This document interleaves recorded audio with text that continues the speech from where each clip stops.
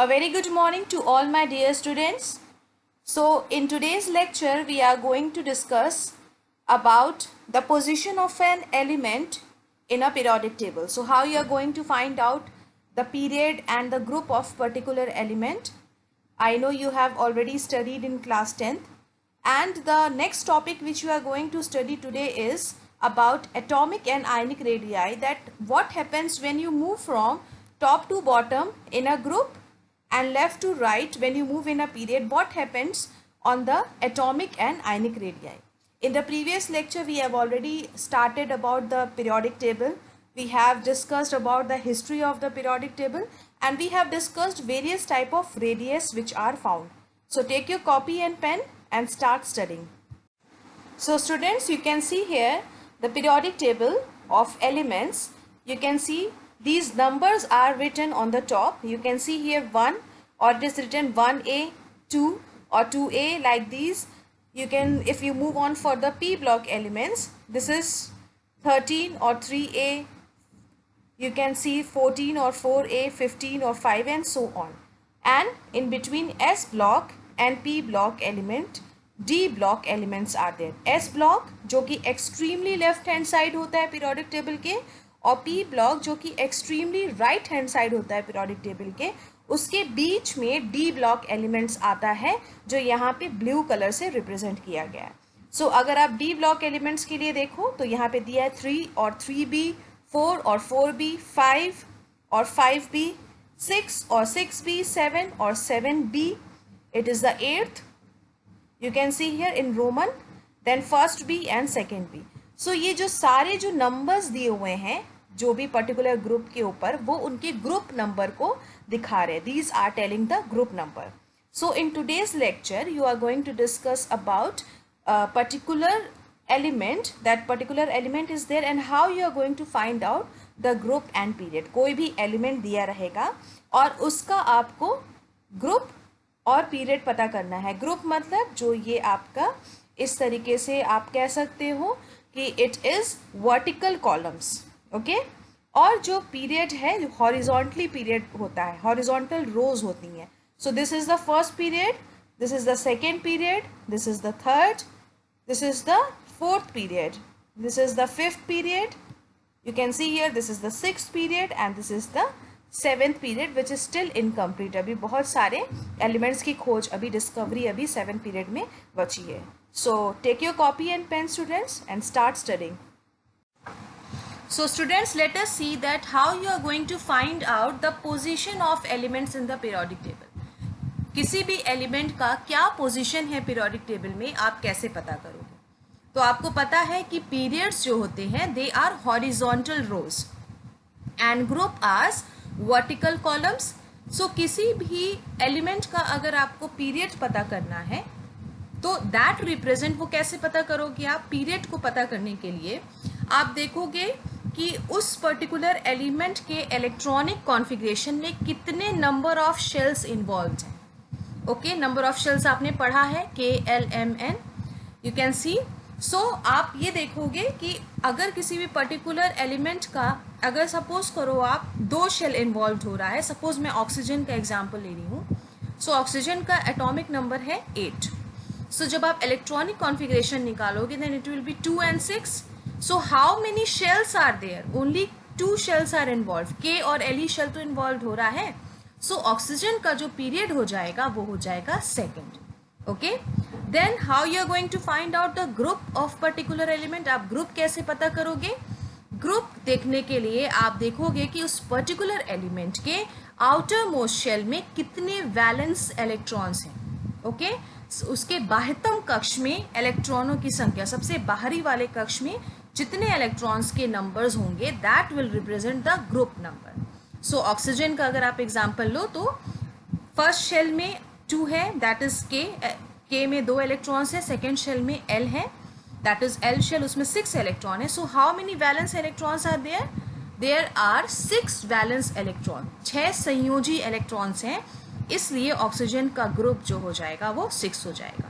सो इस तरीके से आप किसी भी एलिमेंट का पीरियड और ग्रुप निकाल सकते हो. पीरियड कैसे निकालोगे, इलेक्ट्रॉनिक कॉन्फ़िगरेशन आप लिखोगे और देखोगे कितने नंबर ऑफ शेल्स इन्वॉल्व्ड हैं. ओके। और ग्रुप आप कैसे देखोगे कि उसके आउटर मोस्ट शेल में कितने वैलेंस इलेक्ट्रॉन या आउटर मोस्ट इलेक्ट्रॉन्स हैं, इस तरह से आप ग्रुप निकालोगे। Then the next important thing is that valency. आपने बहुत बार पढ़ा है वैलेंसी मतलब संयोजकता। ये क्या होता है? It is the number of electron it accepts और डोनेट्स। आपको पता है कि मेटल का क्या कैरेक्टरिस्टिक्स होता है कि वो अपने इलेक्ट्रॉन्स के जो आउटर मोस्ट इलेक्ट्रॉन्स हैं वो 1 होंगे, 2 होंगे या 3 होंगे। इनके आउटर मोस्ट शेल में 1 इलेक्ट्रॉन, 2 इलेक्ट्रॉन या 3 इलेक्ट्रॉन होगा। किसमें? मेटल्स में। तो वो हमेशा इलेक्ट्रॉन्स को क्या करेंगे? डोनेट करेंगे और कैटायन में यानी धनायन में परिवर्तित हो जाएंगे। और एनायंस के लिए क्या आपने पढ़ा है कि एनायंस हमेशा इलेक्ट्रॉन को एक्सेप्ट करते हैं, ग्रहण करते हैं। क्यों? क्योंकि वो स्टेबिलिटी को अटेन करना चाहते हैं। ओके, तो वो एक्सेप्ट करते हैं तो वो किस में कन्वर्ट हो जाते हैं? एनायन में या ऋणायन में कन्वर्ट हो जाते हैं। तो वैलेंसी या संयोजकता जो होती है वही नंबर होता है इलेक्ट्रॉन्स का कि कोई पर्टिकुलर एलिमेंट कितने इलेक्ट्रॉन एक्सेप्ट कर रहा है, जो कि नॉन मेटल के केस में होता है, और कितने इलेक्ट्रॉन्स को अपने आउटर मोस्ट शेल से डोनेट कर रहा है, जो कि मेटल के केस में होता है। सो ये आप देख लो, वेरी इंपॉर्टेंट। आप वैलेंसी कैसे पता करोगे? अगर नॉन मेटल की वैलेंसी आपको पता करनी है, दैट इज अधातु की अगर आपको संयोजकता पता करनी है, तो इसके लिए एक सिंपल फॉर्मूला है 8 minus valence electron. Valence electrons मतलब संयोजी इलेक्ट्रॉन्स, उनके बाह्यतम कक्ष में सबसे बाहरी कक्षा में कितने इलेक्ट्रॉन्स हैं। अगर आप इस फॉर्मूले को यूज करोगे तो नॉन मेटल्स का आपको वैलेंसी या संयोजकता पता चल जाएगा। 8 minus valence electrons. In case of metals valency, धातु की संयोजकता आप कैसे पता करोगे? वो जस्ट इक्वल होती है वैलेंस इलेक्ट्रॉन्स के यानी संयोजी इलेक्ट्रॉन्स के, या इनके बाह्यतम कक्ष में जो इलेक्ट्रॉन्स होते हैं आउटर मोस्ट शेल में जितने इलेक्ट्रॉन्स होते हैं, दैट इज 1, 2 और 3। ओके, तो उस तरीके से आप वैलेंस इलेक्ट्रॉन्स काउंट करके मेटल की वैलेंसी यानी संयोजकता आप पता कर सकते हो। अभी आपने पढ़ा था कि नॉन मेटल्स का वैलेंसी निकालने का फॉर्मूला था 8 माइनस वैलेंस इलेक्ट्रॉन्स। तो नॉन मेटल्स का कैरेक्टरिस्टिक क्या होता है? आधातु का कैरेक्टरिस्टिक ये होता है कि वो हमेशा इलेक्ट्रॉन को एक्सेप्ट करता है ताकि उसका ऑक्टेट पूरा हो जाए। ओके, अगर आप ऑक्सीजन का ही एग्जाम्पल लो तो एटॉमिक नंबर 8 है, और अगर आप इसका इलेक्ट्रॉनिक कॉन्फ़िगरेशन निकालो तो 2 और 6 है। मैंने ऑलरेडी बताया कि अगर कोई भी मेटल होगा तो उसके बाह्यतम कक्ष में 1, 2 या 3 इलेक्ट्रॉन्स होंगे, और अगर कोई भी नॉन मेटल होगा तो उसके बाह्यतम कक्ष या आउटर मोस्ट शेल में 5, 6 या 7 इलेक्ट्रॉन्स होंगे।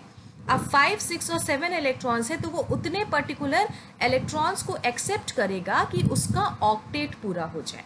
तो ऑक्सीजन के केस में आप देखो 6 इलेक्ट्रॉन्स है उसके आउटर मोस्ट शेल में, और उसको 2 इलेक्ट्रॉन्स की कमी है कि वो अपने ऑक्टेट को पूरा कर ले, तो वो हमेशा 2 इलेक्ट्रॉन को एक्सेप्ट कर लेता है और वो स्टेबिलिटी को अटेन कर लेता है, वो स्थायित्व को ग्रहण कर लेता है। तो नॉन मेटल्स के साथ क्यों ऐसा होता है? कि बिकॉज नॉन मेटल्स या अधातु हमेशा जितने भी उनकी इलेक्ट्रॉन्स की कमी होती है ऑक्टेट को पूरा करने के लिए, उनको ही एक्सेप्ट करता है या ग्रहण करता है। सो ये आपको नेक्स्ट पॉइंट है, ये आपको ऑलरेडी पता है। The number of elements in each period is calculated by 2n²। आपने ये पढ़ा है। तो let us start some numericals, they are very simple. आपको पोजिशन पता करना है। मैंने 4 एलिमेंट्स के नाम दिए हैं, यहाँ मैंने 2 सॉल्व किए हैं, बाकी आप 2 अपने आप सॉल्व करना। First is aluminium, nitrogen, silicon and calcium. आपको इसके ग्रुप और पीरियड को बताना है। तो लेट अस रिवाइज अगेन कि ग्रुप आप हमेशा कैसे निकालोगे? ग्रुप जो है आप देखोगे कि इसके आउटर मोस्ट शेल में कितने इलेक्ट्रॉन्स हैं, that is group number is directly equal to the valence electrons. And period के लिए आप देखोगे कितने शेल्स इन्वॉल्व हो रहे हैं, KLMN। अभी तो बच्चों अभी आप ये शेल्स आप देख रहे हो, अभी आगे चल के मैं जब ऑफबाउ प्रिंसिपल बताऊंगी तो उसमें SPDF ऑर्बिटल्स के थ्रू आपको इलेक्ट्रॉनिक कॉन्फ़िगरेशंस करने होंगे। तो उस समय हम पीरियोडिक ये जो पोजीशन है पीरियोडिक टेबल में एलिमेंट की, उसको हम एक बार और डिस्कस करेंगे ऑफबाउ प्रिंसिपल के अकॉर्डिंग। ये अभी आप शेल्स और वैलेंस इलेक्ट्रॉन्स के अकॉर्डिंग देख रहे हो, जो कि एप्लीकेबल नहीं है डी ब्लॉक के लिए। जब आप ऑफबाउ प्रिंसिपल पढ़ोगे तो डी ब्लॉक को भी मैं करवाऊंगी। तो फर्स्ट स्टेप है, अगर इस तरह का कोई भी क्वेश्चन पूछता है पीरियोडिक टेबल में, तो फर्स्ट स्टेप आपको क्या करना है कि सबसे पहले उसका एटॉमिक नंबर लिखना है. You have to write the atomic number, that is परमाणु क्रमांक. तो एल्यूमिनियम का परमाणु क्रमांक एटॉमिक नंबर 13 है. Next step is, it is very compulsory कि आपको उसकी इलेक्ट्रॉनिक कॉन्फ़िगरेशन लिखना है, इलेक्ट्रॉनिक विन्यास लिखना है आपको. सो 2, 8 और 3. So K shell contains 2 electrons, L shell contains 8 electrons and M shell contains 3 electrons. So outermost shell में देखिए आप, मैंने रेड से डिनोट किया है. How many electrons are there? बाह्यतम कक्ष में कितने इलेक्ट्रॉन्स हैं? इनको वैलेंस इलेक्ट्रॉन्स बोलोगे आप या आउटरमोस्ट इलेक्ट्रॉन्स बोलोगे. सो एल्यूमिनियम के पास आउटरमोस्ट शेल में 3 इलेक्ट्रॉन्स हैं. आपने पढ़ा था कि ग्रुप क्या होता है? Group is the number of valence electron और आउटर मोस्ट इलेक्ट्रॉन. जितने भी इलेक्ट्रॉन्स आउटर मोस्ट शेल में प्रेजेंट होते हैं वो डायरेक्टली रिप्रेजेंट करता है ग्रुप को. सो here you can see 3 is the valence electron. So aluminium का जो ग्रुप हो जाएगा वो थर्ड ग्रुप होगा, या आप इसको 3A से भी रिप्रेजेंट कर सकते हो. So let us find out the period for aluminium. तो आपने पढ़ा कि एल्यूमिनियम का एटॉमिक नंबर जो है वो 13 है, और जब आपने कॉन्फ़िगरेशन निकाला तो 283 था. So how many shells are involve? कितने शेल्स यहाँ पे इन्वॉल्व हो रहे हैं? K, L and M. Total 3 shells are involve. तो पीरियड जो है वो हमेशा बताता है कि कितने शेल्स का पार्टिसिपेशन हुआ है. So here you can see 3 shells are involve. So period will be 3. Like this you can find out group and period of particular elements. So let us move on for the next one. Nitrogen. It is very simple. Atomic number you all know that 7. Electronic configuration आप निकाल लो 2 और 5. So group आपको पता है कि जितने भी electrons इसके outermost shell में that is 5. So group will be 5. Because 5 valence electrons हैं, outermost shell में 5 electrons है, तो group will directly represent the valence electrons. And period you can see only 2 shells are involved. K and L shell is only involved, so its period will be 2 because period represents the number of shells. So nitrogen belongs to the second period and fifth group. Like this you can do other 2 examples by your own.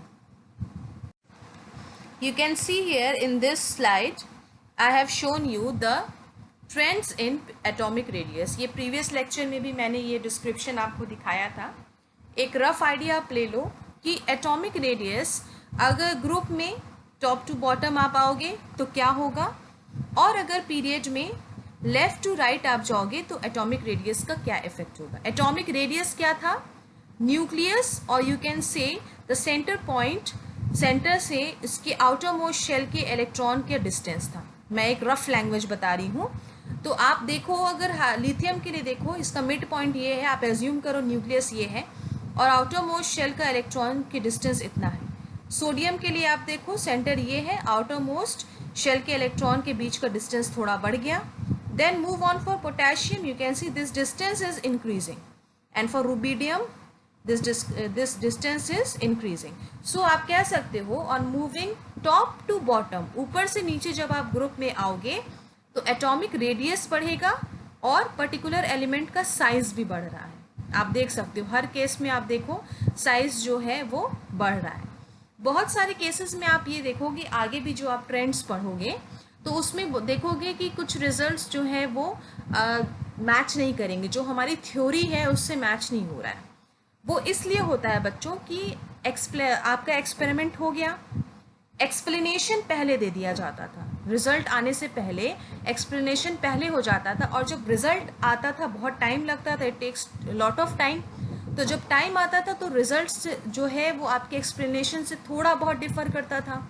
तो इस वजह से बहुत सारे exceptions आए. वो exceptions इसीलिए आए क्योंकि एक्सप्लेनेशन थ्योरेटिकल टॉपिक का पहले कर दिया गया, लेकिन जब एक्सपेरिमेंटल डेटाज आए, एक्सपेरिमेंट किया गया, उसका रिजल्ट काफ़ी लेट में आया, तो थोड़े बहुत अंतर जब आए तो उसको एक्सेप्शन या कॉन्ट्रडिक्शन के नाम से उसको वो कर दिया गया. तो अब आप एक कॉमन जनरल ट्रेंड देखो कि एटॉमिक रेडियस हमेशा ग्रुप में ऊपर से नीचे आओगे तो बढ़ेगा और लेफ़्ट टू राइट जाओगे तो आप घटेगा. ये क्यों होगा अभी ये आप डिस्कस करोगे. देखो मैंने रिप्रेजेंट किया है ग्रुप में ऊपर से नीचे आओगे तो एटॉमिक रेडियस या साइज जो है वो एटम का बढ़ेगा, और पीरियड में जब आप लेफ्ट टू राइट जाओगे जो रेड एरो से रिप्रेजेंट कर रहा है, दैट मीन्स अगर आप लेफ्ट टू राइट जाओगे पीरियड में तो एटॉमिक रेडियस या साइज एटम की डिक्रीज होगी। सो बच्चों, आपने पढ़ा कि एटॉमिक रेडियस जो है वो ग्रुप में जब आप ऊपर से नीचे जाओगे तो बढ़ेगा और पीरियड में लेफ्ट टू राइट जाओगे तो घटेगा। अब ये क्यों होता है इसको आप अब समझो इस तरह से। Let us compare the atomic radius of lithium and sodium. दोनों ही फर्स्ट ए ग्रुप के एलिमेंट्स हैं जिनको एल्कली मेटल्स कहते हैं। इन दोनों के एग्जाम्पल्स को हम समझ के देखते हैं कि एटॉमिक रेडियस का कॉन्सेप्ट क्या होता है। सो you can see here it is a description of the structure of an atom. ये एक एटम का स्ट्रक्चर को प्रदर्शित कर रहा है। You can see here it is a mid point, centre है न्यूक्लियस, ये है नाभिक, न्यूक्लियस है। न्यूक्लियस को कोर ऑफ द एलिमेंट भी बोलते हैं। कोर मतलब सेंटर। तो ये ब्लैक जो है वो न्यूक्लियस डिनोट कर रहा है, रेड कलर जो है वो कोर इलेक्ट्रॉन्स डिनोट कर रहा है, जो कि वैलेंस इलेक्ट्रॉन के जस्ट पहले होते हैं। और वैलेंस इलेक्ट्रॉन आप देख रहे हो ब्लू कलर से, दैट रिप्रेजेंट्स द संयोजी इलेक्ट्रॉन्स। हिंदी में इसको संयोजी इलेक्ट्रॉन्स बोलते हैं, यानी आउटर मोस्ट शेल में इलेक्ट्रॉनों की संख्या क्या है, that will be regarded as valence electrons. Okay, let us see the size of lithium and sodium. You can see here lithium atomic number 3 and sodium is having atomic number 11. So जब आप इसका configuration लिखोगे तो you know that it will be 2 and 1. K shell में 2 electron होंगे और L shell में 1 electron होगा। सोडियम के लिए इलेक्ट्रॉनिक कॉन्फ़िगरेशन लिखोगे that will be 2 8 1. So KLM 3 shells will be involve. आप यहाँ पे ध्यान से देखो, लिथियम के केस में K शेल में 2 इलेक्ट्रॉन्स है, ब्लैक से डिनोट किया गया है, और L शेल में how many electrons are there, only 1 electrons. तो जितने भी वैलेंस इलेक्ट्रॉन्स हैं रेड कलर से इसको डिनोट किया गया है। ओके, बाह्यतम कक्ष में संयोजी इलेक्ट्रॉनों की संख्या को रेड कलर से डिनोट किया गया है। सोडियम में 3 शेल्स इन्वॉल्व हैं। K सबसे अंदर न्यूक्लियस के सबसे क्लोज जो शेल है that is K shell, then L and this is M shell. So K shell में 8 इलेक्ट्रॉन्स हैं, K shell में 2 इलेक्ट्रॉन्स हैं, ऑलरेडी आप देख रहे हो 1 and 2. L shell में कितने इलेक्ट्रॉन्स होते हैं, 8 होते हैं, 1 2 3 4 5 6 7 and 8. And M shell is having only 1 electron, क्योंकि ये दोनों जो हैं वो फर्स्ट ए ग्रुप के ही हैं, इनके वैलेंस इलेक्ट्रॉन 1 है तो ग्रुप 1 के ही हुए। अब आप ध्यान से देखो, एटॉमिक रेडियस क्या होता है कि न्यूक्लियस से यानी नाभिक के सेंटर से जो भी आउटर मोस्ट शेल के इलेक्ट्रॉन का डिस्टेंस, ये आउटर मोस्ट शेल आपका L है यहाँ पे लिथियम के केस में, और सोडियम के केस में देखो ये सेंटर है, मान लो नाभिक है, न्यूक्लियस है, और ये बाह्यतम कक्ष जो है आउटर मोस्ट शेल है दैट इज M। तो इसके बीच का डिस्टेंस ही जो होता है वो होता है एटॉमिक रेडियस। तो आप देखो, कंपेयर करो, लिथियम में जो ये एटॉमिक रेडियस है वो एज कंपेयर टू सोडियम छोटा है। आप देख रहे हो, पहला कॉज ये है कि ध्यान से देखो, लिथियम में सिर्फ 2 शेल्स इन्वॉल्व हैं, K और L, बट सोडियम में 3 शेल्स इन्वॉल्व हैं, यानी न्यूक्लियस से आउटर मोस्ट शेल के इलेक्ट्रॉन के बीच की दूरी जो है, डिस्टेंस जो है वो बढ़ रहा है। तो डिस्टेंस जो बढ़ रहा है तो दैट मीन्स साइज भी बढ़ रहा है, एटॉमिक रेडियस भी बढ़ रहा है। इसलिए जब आप ऊपर से नीचे ग्रुप में आते हो तो सबसे पहले तो शेल्स के नंबर बढ़ते हैं। ओके, शेल्स जो है वो बढ़ते हैं, और इस वजह से न्यूक्लियस और आउटर मोस्ट शेल के इलेक्ट्रॉन के बीच का डिस्टेंस, दूरी भी बढ़ता है, जो कि एटॉमिक रेडियस होता है। और इसी वजह से ग्रुप में जब आप ऊपर से नीचे आते हो तो शेल्स के बढ़ने की वजह से इनके साइज में या एटॉमिक रेडियस जो है वो बढ़ जाता है। अब आप ध्यान से यहाँ पे देखो, इस पिक्चर में मैंने दिखाया है कि ये एटम का स्ट्रक्चर है। आपको पता है कि सेंटर में न्यूक्लियस होता है, नाभिक, जहाँ पे कौन कौन से फंडामेंटल पार्टिकल्स होते हैं, न्यूट्रॉन जो कि न्यूट्रली चार्ज होते हैं, उनके ऊपर कोई चार्ज नहीं होता है, और प्रोटॉन जो कि पॉजिटिवली चार्ज पार्टिकल होते हैं, ये आपने पढ़ा है। तो न्यूक्लियस के अंदर न्यूट्रॉन और प्रोटॉन दोनों एक साथ होते हैं, जिनको न्यूक्लियॉन्स भी बोलते हैं, और न्यूट्रॉन और प्रोटॉन हमेशा न्यूक्लियस में एक साथ होते हैं। इलेक्ट्रॉन्स का पोजीशन क्या होता है, they always revolve in the circular path. ये हमेशा जो है सर्कुलर पाथ, यानी इनके जो पाथ होते हैं वो सर्कुलर होते हैं, गोलीय पाथ में ये लगातार भ्रमण करते रहते हैं, लगातार ये घूमते रहते हैं। और इलेक्ट्रॉन्स जो हैं वो हमेशा नेगेटिवली चार्ज पार्टिकल्स होते हैं। अब आप ध्यान से देखो, एटम का स्ट्रक्चर है, इसमें दो प्रकार के फोर्स काम कर रहे हैं, two types of force are acting. एक फोर्स है attractive force and second force is repulsive force. Attractive means आकर्षण फोर्स होगा और रिपल्सिव मीन्स प्रतिकर्षण। तो अट्रैक्टिव फोर्स हमेशा दो डिफरेंट चार्जेस के ऊपर लगता है। Nucleus is always positively charged, why? Because it is having the positively charge particles proton. Okay, so जो अट्रैक्टिव फोर्स होगा एटम में वो न्यूक्लियस और जितने भी इलेक्ट्रॉन्स जो नेगेटिवली चार्ज हैं उनके बीच में जो फोर्स काम करेगा that will be attractive force. आकर्षण फोर्स जो है वो नाभिक और इलेक्ट्रॉन्स जो कि नेगेटिवली चार्ज है उनके बीच में काम करेगा। रिपल्सिव फोर्स यानी प्रतिकर्षण फोर्स, जब सेम टाइप ऑफ चार्जेस होते हैं तो वो हमेशा एक दूसरे को रिपेल करते हैं। तो बहुत सारे देखो, आप के शेल भी है, यहाँ पे एल बी शेल भी है जिसमें डिफरेंट इलेक्ट्रॉन्स हैं। तो इलेक्ट्रॉन्स के बीच में प्रतिकर्षण होता है, रिपल्सिव फोर्स होता है। So you can say two types of forces are there in the structure of atom: attractive force, which is found in the nucleus and the electrons, and repulsive force, it acts within the electrons. So let us see the factors of atomic radius along group and period. आपने पढ़ा। अब आप यहाँ से देखो, group और period में जब आप ऊपर से नीचे ग्रुप में आ रहे थे तो सबसे पहले क्या हो रहा था कि distance from nucleus and outer most shell electron increase. Distance जो था वो इंक्रीज हो रहा है। कहाँ? न्यूक्लियस और आउटर मोस्ट शेल के बीच की दूरी जो है वो सबसे पहले बढ़ रही थी जब आप ग्रुप में ऊपर से नीचे जा रहे थे। Second thing was that number of shells also increase. Shells के नंबर भी बढ़े थे। लिथियम और सोडियम के केस में आपने देखा, लिथियम में सिर्फ 2 शेल्स थे और जब आप नीचे गए सोडियम में तो 3 शेल्स इन्वॉल्व थे। और force of attraction decreases. Force of attraction किसके बीच में? न्यूक्लियस और आउटर मोस्ट शेल के इलेक्ट्रॉन्स के बीच में। अब आप ध्यान से सुनो, न्यूक्लियस है और आउटर मोस्ट शेल जितना पास होगा, जितना एटम छोटा होगा, उनके बीच में वो अट्रैक्शन फोर्स या आकर्षण बल बहुत ज़्यादा होगा क्योंकि वो नज़दीक है। लेकिन ये जो डिस्टेंस है न्यूक्लियस से आउटर मोस्ट शेल के इलेक्ट्रॉन के बीच का डिस्टेंस, जैसे जैसे ये बढ़ेगा तो ये अट्रैक्शन फोर्स जो न्यूक्लियस और इलेक्ट्रॉन के बीच में काम कर रहा है वो कम होता जाएगा। ओके, सो इस वजह से एटॉमिक साइज जो है वो बढ़ेगी जब हम ग्रुप में ऊपर से नीचे आएंगे। जब पीरियड में लेफ्ट से राइट आप जाते हो तो क्या होता है? Number of shells remain same. Shells तो सेम होते हैं। ओके, आप पीरियड में अब आप चेक करना कि पर्टिकुलर एक पीरियड को देखना तो शेल्स जो होंगे वो सेम होंगे। But due to increase in atomic number nuclear charge increases progressively. Nuclear charge यानी नाभिकीय आवेश। न्यूक्लियर चार्ज का बढ़ने का क्या मतलब है कि जैसे आप पीरियड में लेफ्ट टू राइट जा रहे हो तो एक एक करके प्रोटॉनों की संख्या बढ़ रही है। न्यूक्लियर चार्ज किस पे डिपेंड होगा? प्रोटॉन पे, क्योंकि न्यूट्रॉन तो है वो ऑलरेडी न्यूट्रल है। तो जो भी न्यूक्लियस पे चार्ज होगा वो पॉजिटिवली चार्ज पार्टिकल प्रोटॉन की वजह से होगा।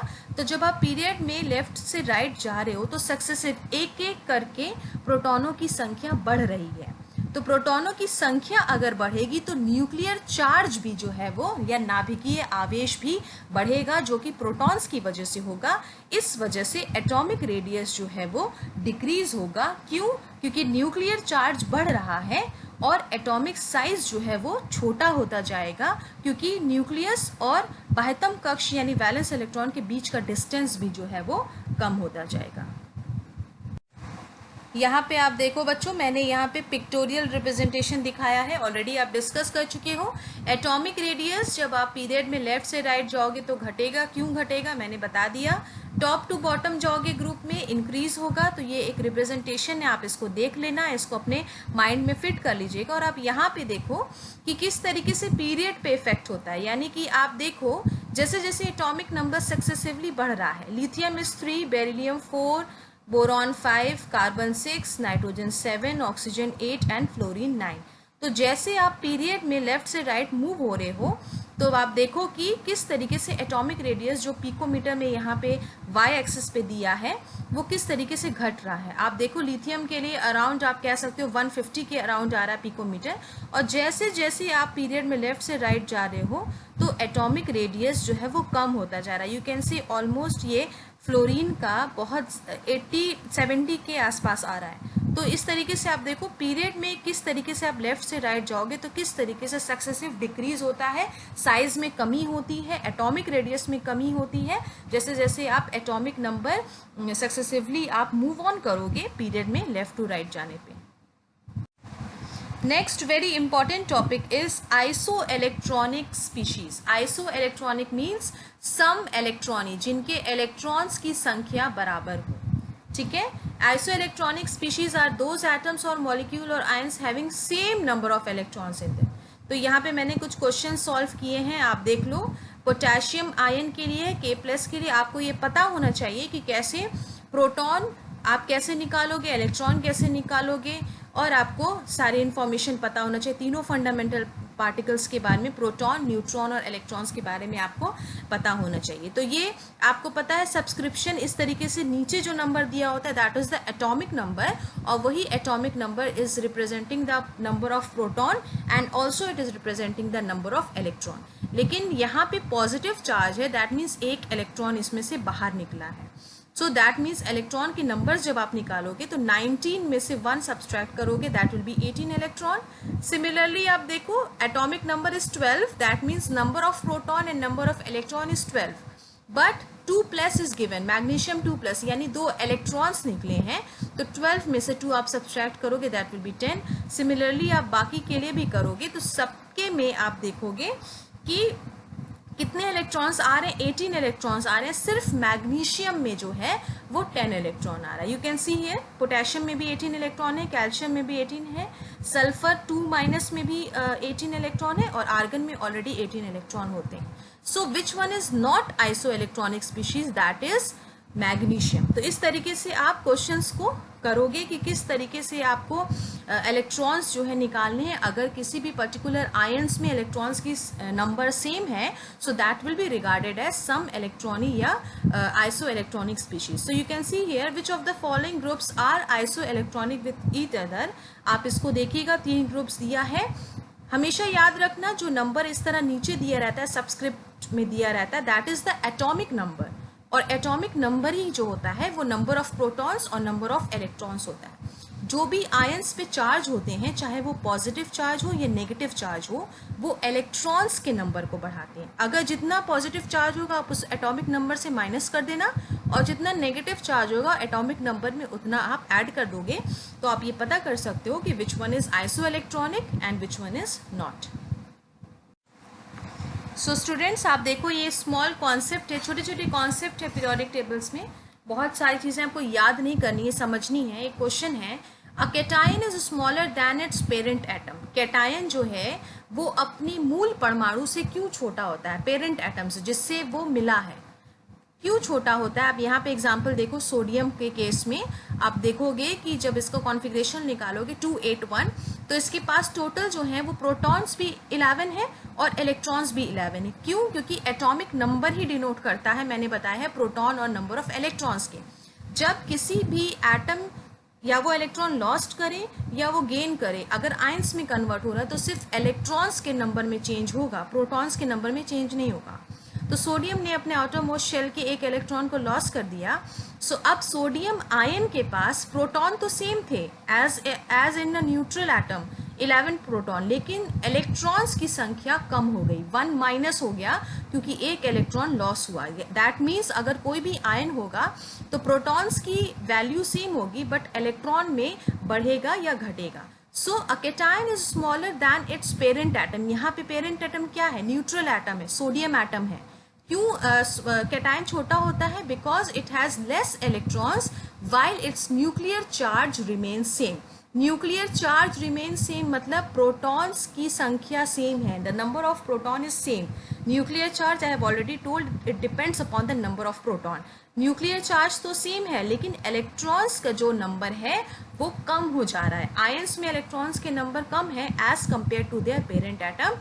सो that's why parent atom is always bigger than their ion, और यू कैन से कि आयन हमेशा अपने पेरेंट एटम से छोटा होता है। यहाँ पे देखो लिथियम के केस में भी यहाँ पे दिया है, लिथियम के आउटर मोस्ट शेल में 1 इलेक्ट्रॉन है, तो ये है आपका पेरेंट एटम जो मूल परमाणु है। उसमें से एक इलेक्ट्रॉन निकल गया तो लिथियम एटम में, जो पेरेंट एटम में 3 इलेक्ट्रॉन्स थे और 3 प्रोटॉन्स थे, लेकिन जब लिथियम आयन में कन्वर्ट हुआ तो प्लस चार्ज है यहाँ पे, तो एक इलेक्ट्रॉन आप उसमें से सब्सट्रैक्ट कर दो, तो लिथियम आयन के पास 2 इलेक्ट्रॉन्स होंगे और 3 प्रोटॉन्स होंगे। तो देखो आप, जैसे ही आयन में कन्वर्ट हुआ तो उसके इलेक्ट्रॉन्स में कमी हो गई। That's why ion is, cation is always smaller than it's parent atom. The next assumption is that why anion is bigger than the parent atom। Cation जो है वो पेरेंट एटम से छोटा होता है, लेकिन एनायन यानी ऋणायन क्यों अपने पेरेंट एटम या मूल परमाणु से क्यों बड़ा होता है। अब आप ध्यान से देखो, क्लोरीन के केस में, क्लोरीन न्यूट्रल एटम है, पेरेंट एटम है। यहाँ पे आप देखो कितने यहाँ पे इलेक्ट्रॉन्स हैं, 17 इलेक्ट्रॉन्स। एक इलेक्ट्रॉन उसने एक्सेप्ट किया और क्लोराइड आयन में कन्वर्ट हो गया, तो अब आप देखो कितने इलेक्ट्रॉन्स हो गए, 18 इलेक्ट्रॉन्स। यहाँ पे जब एटम अपने एनायन में कन्वर्ट हो रहा है तो इलेक्ट्रॉन्स की संख्या में वृद्धि हो रही है, इलेक्ट्रॉन्स के नंबर बढ़ रहे हैं। तो इलेक्ट्रॉन्स के नंबर बढ़ेंगे तो क्या होगा, बिकॉज एडिशन ऑफ 1 और मोर electrons would result in increase repulsion among electrons and decrease in effective nuclear charge. Electrons बढ़ेंगे तो इलेक्ट्रॉन्स और इलेक्ट्रॉन्स के बीच में जो रिपल्सिव फोर्स है, यानी जो प्रतिकर्षण बल है, वो क्या होगा, वो बढ़ेगा और इफेक्टिव न्यूक्लियर चार्ज जो है वो घटेगा। Clear, it is very simple. ऋणायन मूल परमाणु से बड़ा है क्योंकि एक या अधिक इलेक्ट्रॉनों के अलावा इलेक्ट्रॉनों के बीच प्रतिकर्षण बढ़ता है और प्रभावी परमाणु आवेश में कमी होती है। यहाँ पे भी आप देख लो किस तरीके से कैटायन जो है वो अपने पेरेंट एटम से छोटा होता है और एनायन अपने पेरेंट एटम से, आप देखो एनायन है क्लोराइड, वो अपने पेरेंट एटम से किस तरीके से बड़ा होता है। सो स्टूडेंट्स, आप यहाँ पे देख लो, मैंने एक ब्रीफ डिस्क्रिप्शन दे दिया है कि ताकि आपको अच्छे से समझ में आए कि हमेशा कैटायन अपने पेरेंट एटम से यानी मूल परमाणु से हमेशा छोटा होता है और एनायन हमेशा अपने पेरेंट एटम या मूल परमाणु से हमेशा बड़ा होता है। यहाँ पे सारी वैल्यूज भी दी हुई हैं, आप इसको देख लेना। Anions are larger than their parents atom, मैंने बता दिया क्यों, क्योंकि इलेक्ट्रॉन इलेक्ट्रॉन के बीच में रिपल्सिव फोर्स, प्रतिकर्षण बल बढ़ता है और इफेक्टिव न्यूक्लियर चार्ज जो है वो घटता है। तो आप ये देख लेना कंपैरेटिव कि किस तरीके से एटॉमिक और आयनिक रेडियाई में क्या इफेक्ट होता है जब हम ग्रुप में और पीरियड में मूव ऑन करते हैं। So thank you so much dear students. आपको जो भी कन्फ्यूजन है आप कमेंट सेक्शन में उस पर्टिकुलर वीडियो में कमेंट करिएगा। और हिंदी मीडियम के स्टूडेंट्स के लिए मैक्सिमम मैंने टॉपिक्स जो हैं वो पीडीएफ के फॉर्म में अटैच किया है, और जो भी आगे के क्वेश्चंस और हैं एटॉमिक रेडियाई और जो भी आपने पढ़ा है वो नेक्स्ट लेक्चर में भी मैंने कंटिन्यू किया है। Thank you so much, God bless you all.